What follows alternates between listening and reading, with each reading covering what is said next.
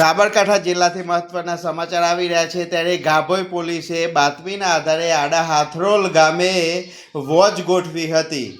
Pickup ડાલાનો પીછો કરીને બામના ગામેથી વિદેશી દારૂ ઝડપીને મોટી એક સફળતા પ્રાપ્ત કરી છે. પોલીસે 5.20 લાખની 1476 બોટલો જપ્ત કરી છે.